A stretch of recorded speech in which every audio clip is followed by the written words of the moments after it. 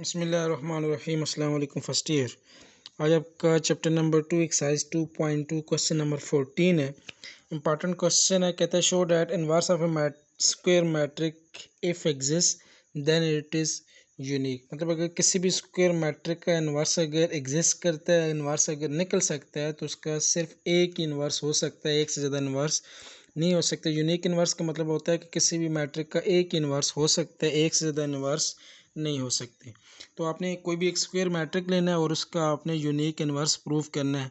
अब मैथमेटिक्स में बहुत चीज़ें ऐसी होती है कि आपने किसी भी रिज़ल्ट को प्रूव करने के लिए आपने रॉन्ग सपोजिशन करनी होती है और उससे जो रिज़ल्ट है वो भी आप रॉन्ग ही प्रूव करते हो कि जो आप फिर रिज़ल्ट आपका ये कहता है कि आपका रिज़ल्ट रॉन्ग इसलिए है कि आपकी जो सपोजिशन थी वो ही रॉन्ग थी। तो ये क्वेश्चन भी इसी तरह है कि आप क्वेश्चन की जो स्टेटमेंट है उसमें यह है कि आपने किसी भी मैट्रिक का अगर इन्वर्स एग्जिस्ट करता है तो वो सिर्फ एक ही इन्वर्स हो सकता है। तो आपने इसकी सपोजिशन इस तरह करनी है कि एक स्क्वायर मैट्रिक लेट करना है और उसके आपने एक से ज़्यादा इन्वर्स लेट कर लेने। अब एक से ज़्यादा इन्वर्स लेट करेंगे या रिज़ल्ट आपका रॉन्ग आ जाएगा, या जो आप इन्वर्स लेट करोगे वो सारी वैल्यूज़ आपस में इक्वल आ जाएंगी। तो फिर इस तरह आप ये कह सकते हो कि किसी भी मैट्रिक अगर इन्वर्स एग्जिस्ट करता है तो वो हमेशा क्या होता है, यूनिक होता है। लेट कर ले आपके पास कोई भी एक स्क्वायर मैट्रिक है ए,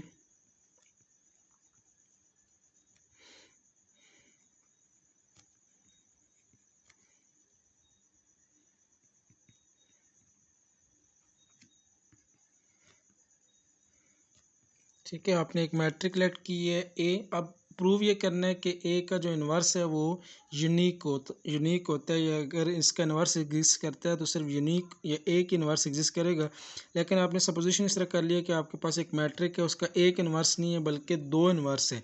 उसका एक इन्वर्स बी भी है और दूसरा इन्वर्स आपके पास क्या है, उसका सी भी है। अब एक चीज़ याद रखनी है, जब भी कोई भी मैट्रिक अपने इन्वर्स के साथ मल्टीप्लाई होता है तो उसका जो आंसर है वो हमेशा आपके पास identity A into A inverse भी आपके पास आइडेंटिटी, और इंटू ए इनवर्स और ए ये भी आपके पास क्या आता है, आइडेंटिटी के इक्वल।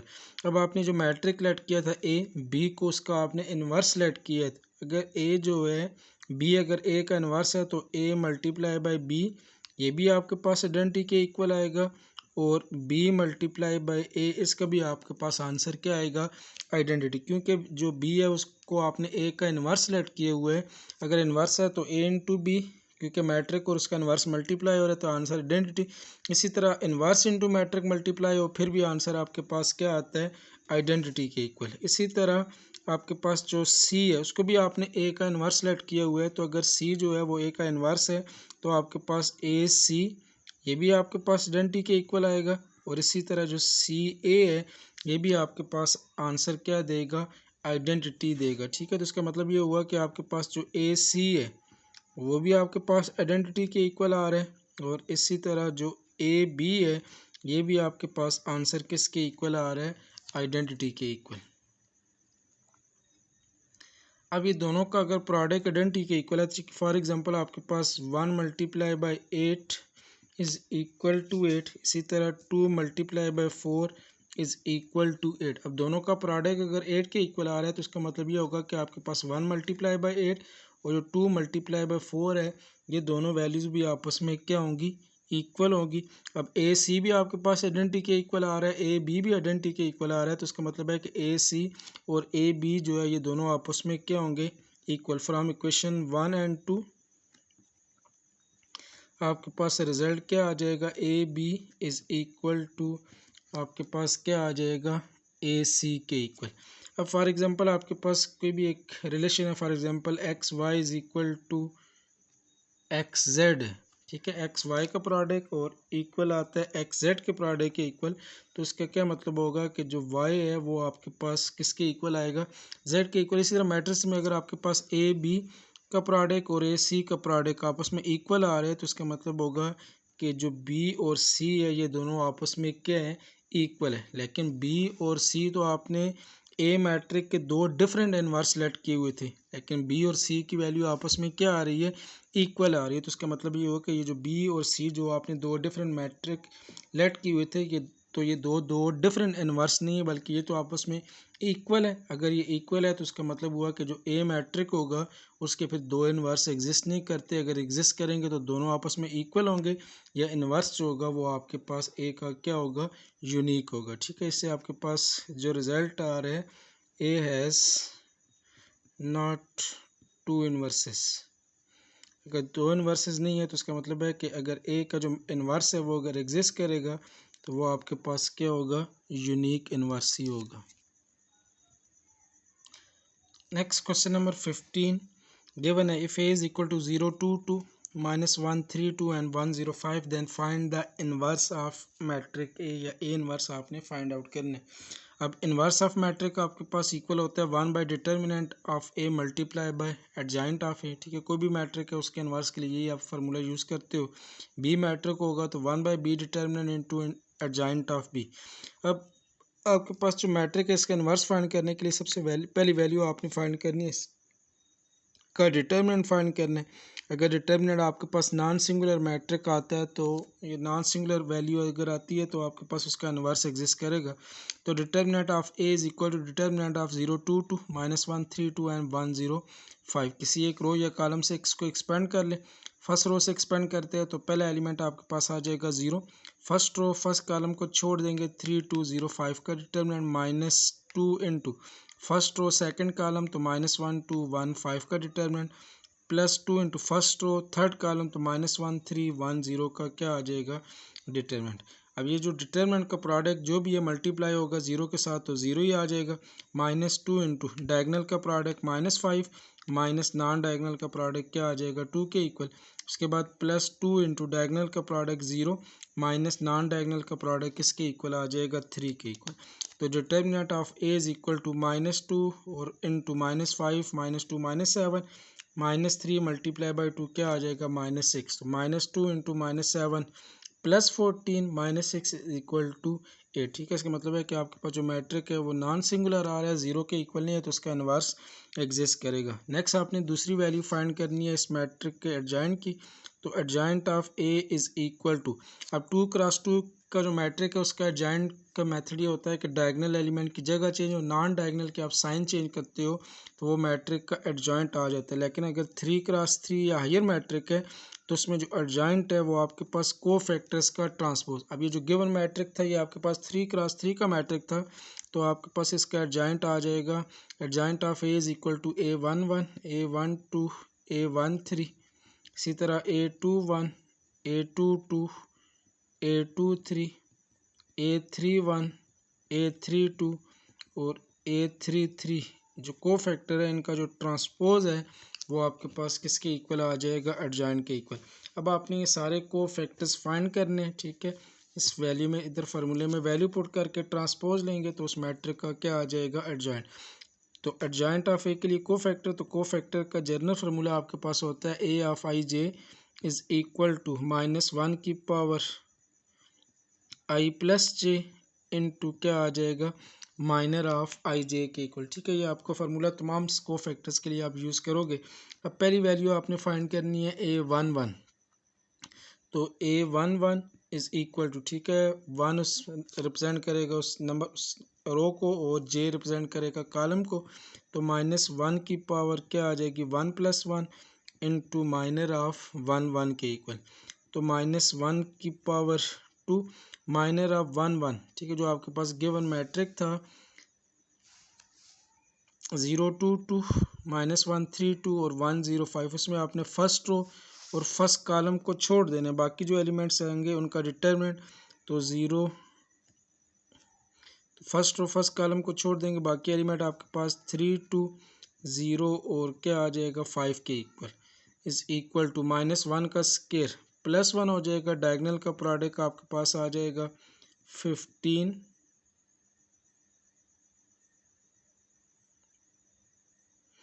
और माइनस नॉन डायगनल का प्रोडक्ट 0 के इक्वल। तो A11 की वैल्यू आपके पास 15 - 0 इज इक्वल टू क्या आ जाएगा, 15 के इक्वल। इसी तरह नेक्स्ट वैल्यू आपने फाइंड करनी है A12 इज इक्वल टू -1 की पावर आपके पास आ जाएगी 1 2 और minor of 1 2 is equal to -1 की पावर 1 + 2 3।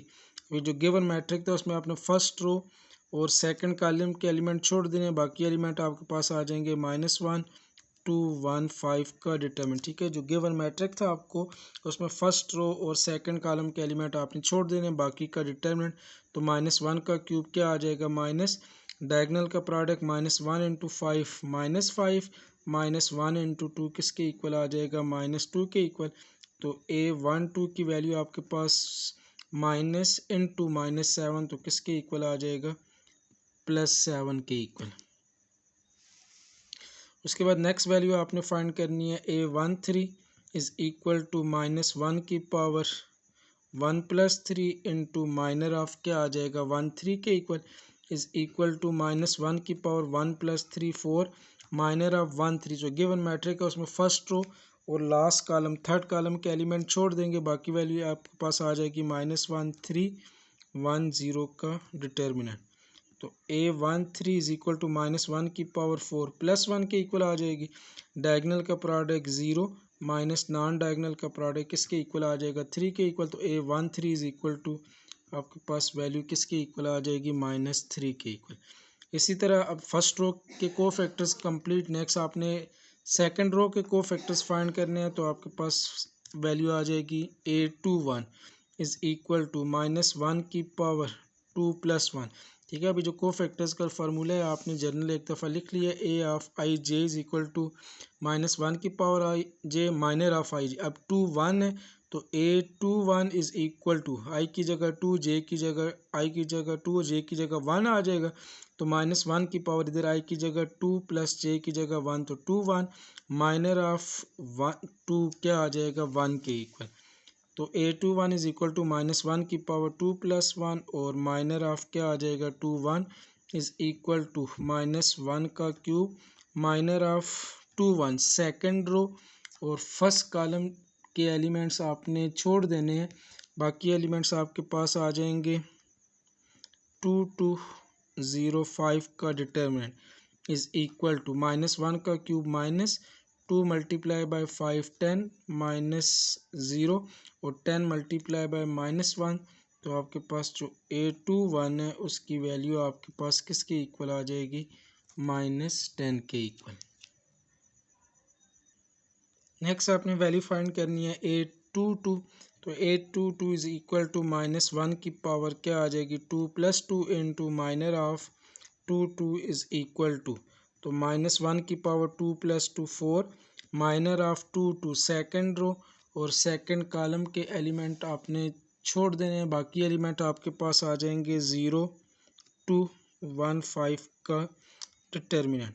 तो A22 इज इक्वल टू -1 की पावर 4, यह आपके पास आ जाएगा +1। डायगनल का प्रोडक्ट आपके पास 0 माइनस नॉन डायगनल का प्रोडक्ट -2। तो plus into -2 is equal to क्या आ जाएगा, -2 के इक्वल।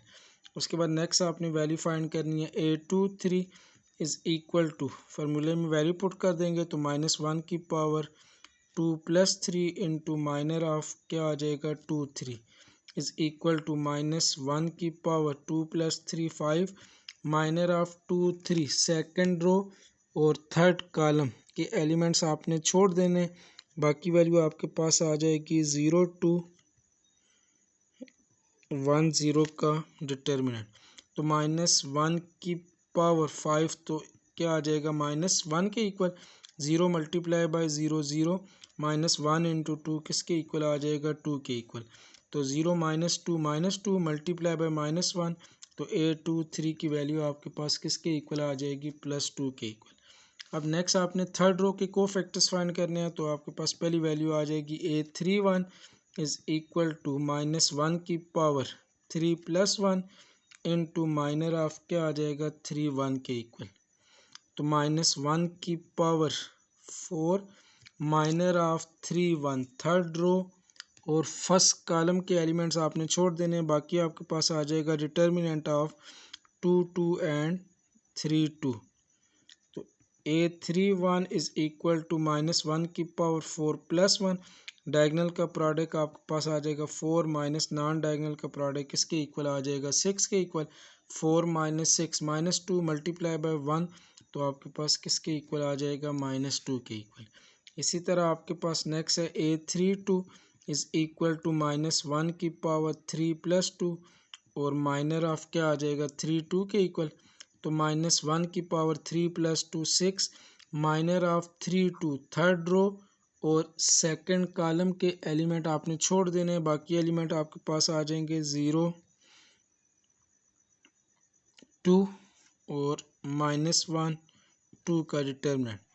तो A32 इज़ इक्वल टू -1 की पावर 6 आपके पास आ जाएगी, सॉरी -1 की पावर 3 + 2 5, तो -1 की पावर 5 क्या आ जाएगी, माइनस के इक्वल। 0 × 2 0, माइनस और minus into minus, minus into two -2 multiply by minus फार्मूले वाला एक यूज़ होगा, तो माइनस इंटू क्या आ जाएगा, -2 के इक्वल। तो माइनस इंटू आपके पास वैल्यू आ जाएगी +2, तो A32 इज़ इक्वल टू आपके पास क्या आ जाएगा, -2 के इक्वल। उसके बाद लास्ट को फैक्टर A33 आपने फाइंड आउट करना है।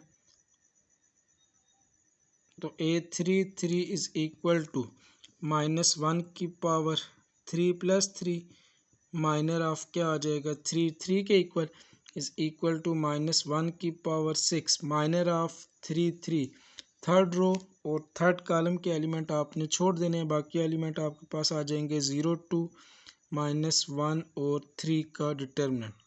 तो A33 इज़ इक्वल टू -1 की पावर 6 +1 और 0 × 3 0, माइनस इंटू -2, तो किसके इक्वल आ जाएगा, +2 के इक्वल। +2 × +1, तो A33 की वैल्यू आपके पास किसके इक्वल आ जाएगी, +2 के इक्वल।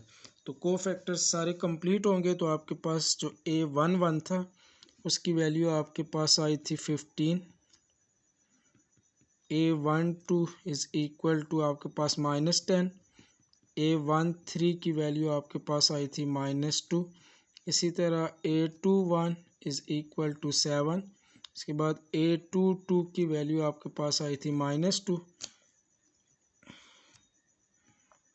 A23 की वैल्यू आपके पास -2। इसी तरह थर्ड रो के कोफैक्टर A31 की वैल्यू आपके पास -3। A32 आपके पास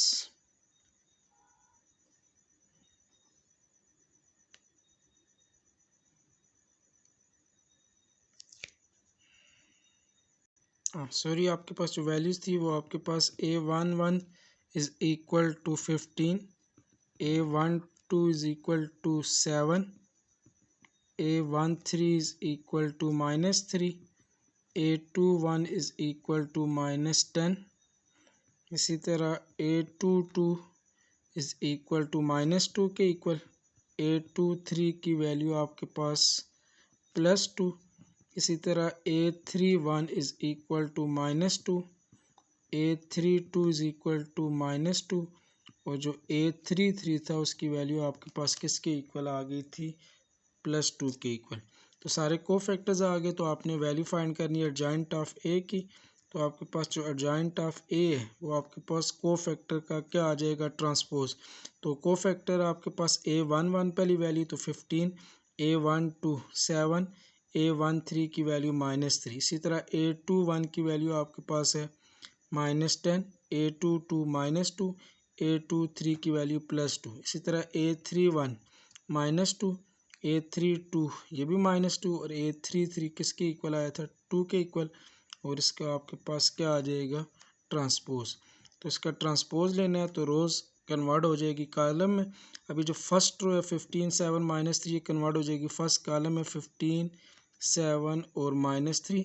सेकंड रो आपके पास सेकंड कॉलम में कन्वर्ट -10 -2 और 2, और जो थर्ड रो है कन्वर्ट हो जाएगी थर्ड कॉलम में -2 और किसके इक्वल आ जाएगा, +2 के इक्वल। तो इन्वर्स ऑफ ए आपने फाइंड करना था, जो आपके पास इक्वेशन नंबर 1 थी। A inverse is equal to 1/a determinant into adjoint of A. तो इसमें आपने वैल्यू पुट कर देनी है। तो A inverse is equal to 1 determinant of A. तो डिटर्मिनेंट ऑफ ए की वैल्यू आपके पास आई थी 8 के equal, multiply by adjoint of A की वैल्यू आपके पास 15 -10 -2 7 -2 उसके बाद -3 2 और 2 के इक्वल।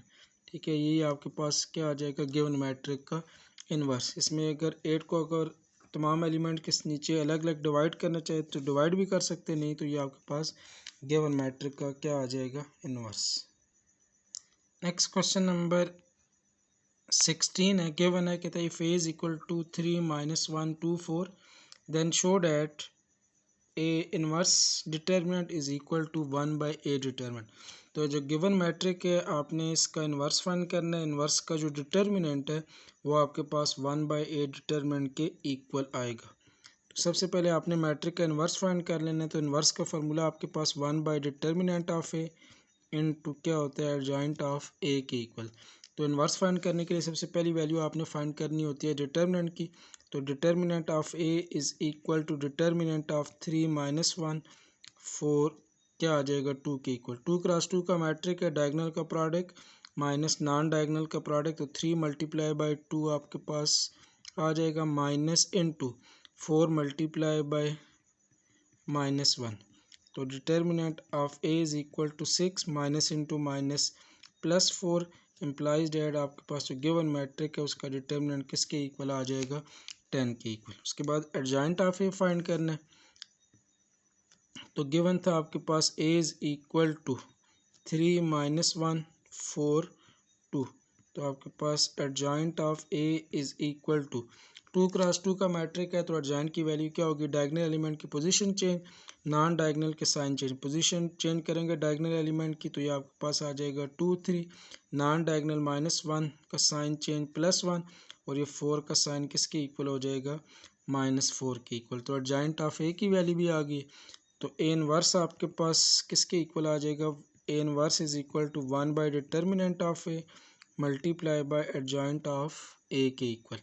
तो A inverse is equal to 1 by A determinant. तो 1 बाई ए डिटर्मिनेंट की वैल्यू 10 के इक्वल और एडजॉइंट ऑफ ए आपके पास क्या आ जाएगा 2 1 -4 एंड 3 के इक्वल।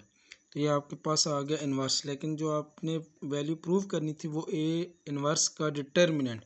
तो इन्वर्स का डिटर्मिनेंट फाइंड करना है तो उसके लिए पहले आपको 10 को अंदर मल्टीप्लाई कर लो तमाम एलिमेंट के साथ। तो A inverse is equal to पहली वैल्यू आपके पास आ जाएगी 2 बाई 10, उसके बाद 1 बाई 10 -4 बाई 10 और 3 डिवाइडेड बाय आपके पास क्या आ जाएगा 10 के इक्वल।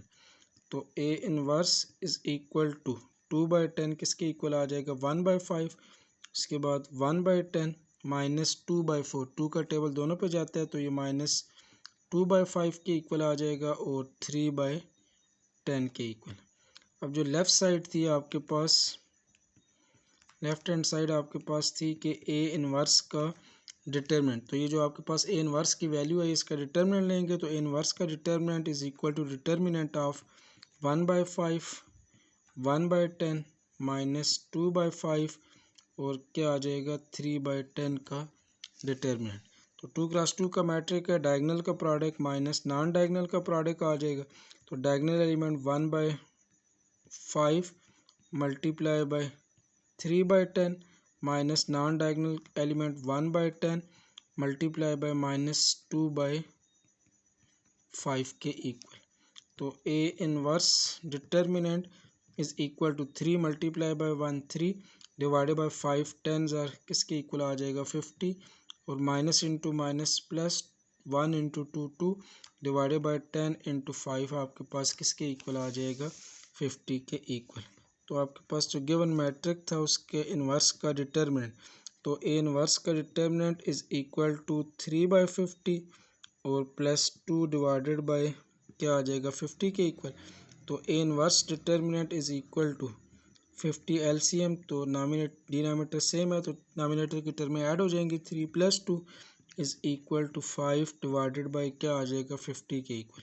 तो ए इन्वर्स का determinant is equal to 5 1 is 5 5 10 50 is equal to क्या आ जाएगा 1 बाई 10 के इक्वल। तो ए इन्वर्स का डिटर्मिनेंट इज इक्वल टू, अब आपके पास जो ए का डिटर्मिनेंट था वो भी किसके इक्वल था 10 के इक्वल। तो जो 10 है इसको आप 1/a डिटर्मिनेंट भी लिख सकते हो, तो क्योंकि 1 divided by determinant of A is equal to 10, तो 10 की जगह आपके पास वैल्यू क्या आ जाएगी 1/a डिटर्मिनेंट। यही वैल्यू आपने प्रूव करनी थी कि जो गिवन मैट्रिक था उसके इन्वर्स का डिटर्मिनेंट इक्वल होगा 1/a डिटर्मिनेंट के equal, is equal to right hand side.